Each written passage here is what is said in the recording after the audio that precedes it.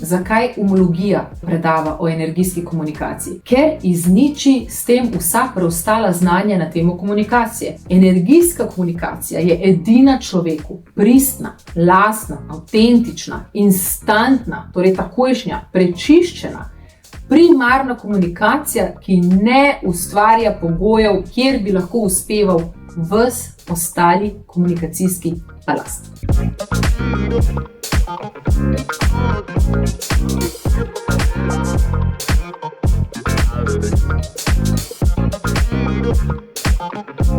Umologija med drugim opozarja in deli znanje, da bi ljudje spredvideli, kako poln je naš svet norosti in neumnosti in kako zelo učeni in trenirani smo v to smer. Na eni strani ustvarjamo ogromno komplikacij, zato da se lahko z njimi ukvarjamo in jih na drugi strani rešujemo in razrešujemo.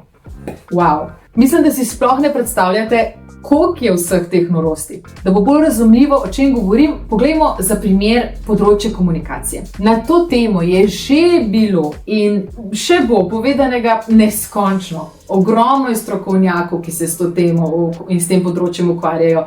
Ogromno je na drugi strani vseh tistih slušateljev, sledilcev, vseh, ki se tega učijo, ki to prakticirajo. Skratka, ki jih to področje zanima. In saj veste, ne? Verbalna, neverbalna, nasilna komunikacija, prijazna komunikacija, primarna, sekundarna, prijetna, posredna, neposredna. In potem lahko še dodamo govorico telesa, pa zavedno, pa nezavedno komuniciranje in tako dalje.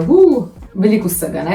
Cela znanost je to področje komunikacije. Pa nas zanima, zakaj je nekdo nekaj rekel, pa zakaj je tako rekel, pa kaj je s tem mislil, pa zakaj se je ona tako obnašala, pa ne drugače.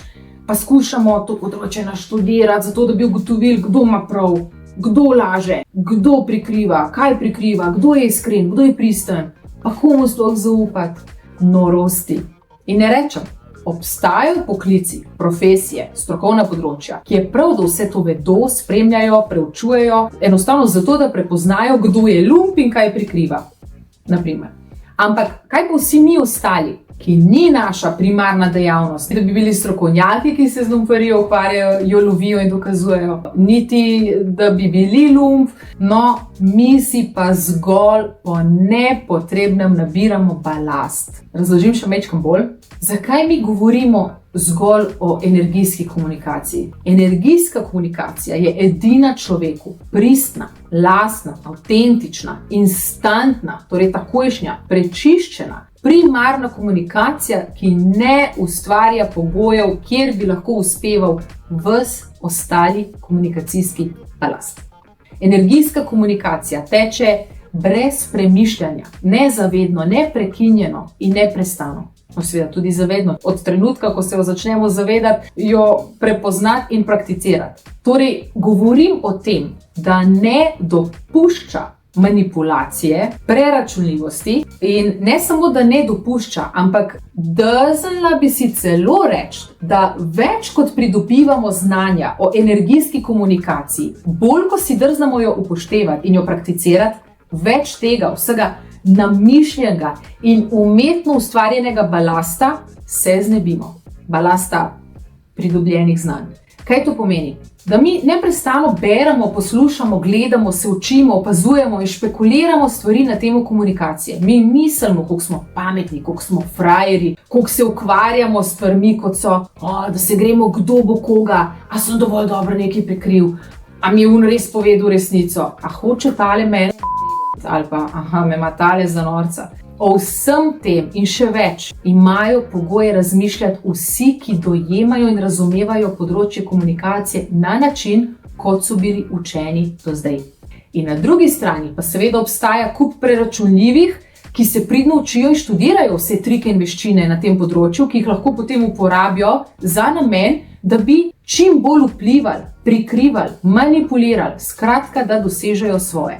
Z vsem tem, dragi moji, si življenje kompliciramo, ker temu in na ta način ni nikoli konca. Bolj, ko bi hotel priti na čisto, na jasno, se vedno nekje pojavijo še stranpoti, še eni tunelčki, še ene možnosti, Pa še kar nas nekaj žuri, zato še enkrat zdaj ponavljam. Vse to je samo nekaj, kar smo se učili in naučili.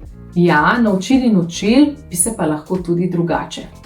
Od tega, kar vsi pridobivamo umetno, na silo, od tega nimamo nič razen komplikacij. Zakaj sem rekla umetno in na silo? Ker so ta znanja kot vagoni polni balasta, ki jih še kar vztrajno pripenjamo na nas, na lokomotivo in to vlečemo dalje. V resnici, kakor sem že rekla, pa je človeku lastna, primarna, ultimativna, več kot dovolj in neskončno preprosta, zgolj energijska komunikacija. Ko se odločimo za njo, pomeni, da odpnemo vse vagone polne balasta, ki nas utrujajo, ovirajo, ki nam otežujejo in komplicirajo vsakodnevne zadeve. Vem, da je mnoge strah odpreti te pridobljene vagone, kaj pa bo potem, kaj pa bo sploh še obstajalo okrog mene, ampak to iz nas zgolj govori navada, odvisnost od tega čustvenega cufanja, na katerega smo vajeni in menimo, da je normalno.